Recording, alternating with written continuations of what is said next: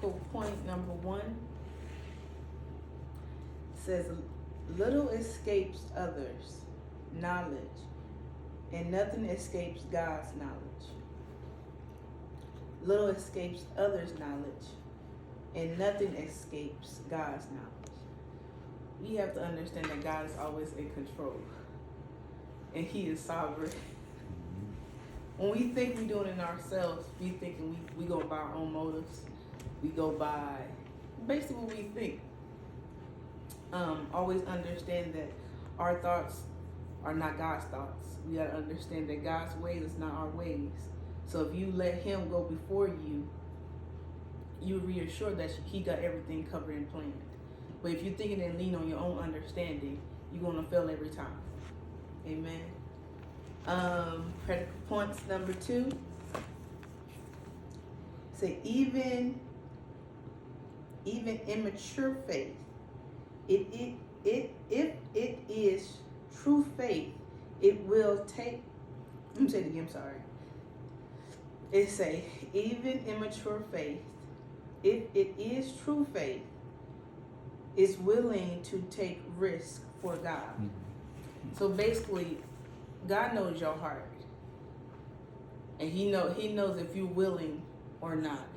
It doesn't matter what type of faith you have, as long as it's faith in Him, because He look at how much faith you have, but all it takes is a mustard seed of faith, and then He can use that. So if you have that in your heart and you're willing, He's able. So He'll take that and work with what you have, as long as you let Him guide you and lead you in every direction. Mm-hmm. Amen. Amen. Number 3, it said God can protect and reward those who put themselves in jeopardy for His sake. So God won't protect. If you're doing it for God, first and foremost, He knows you're doing it for Him. So you don't got to worry about your protection. Even when you go out there, you think, you're going to think, oh my God, I don't know what to turn left or right. But if you're dependent on God, you'll know that you're fully protected. The battle's already won. All you got to do is go out there and have faith and continue to do the work that He has set out for you to do.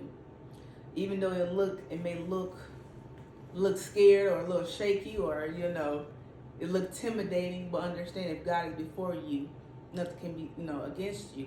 And making sure you understand that who's going before you, and you rely on Him and His ways, because God never fails, and He said to go do something.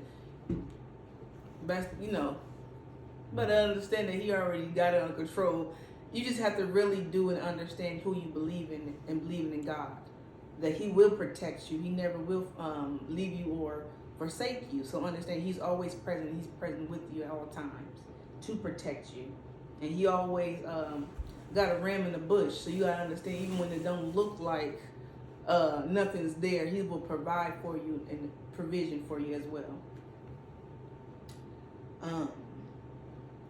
Practical point number 4 said God is at work even among our enemies.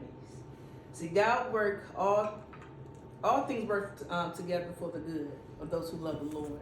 So it doesn't matter something bad happening, it's working for your good. If good's going along, it's working. As good as good, but it's working for you. So it doesn't matter if you get in trouble, it's going for you. As long as you let God go before you, everything works together.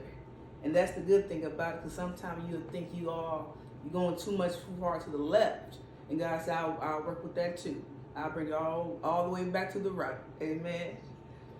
Practical point number 5 is that God has placed us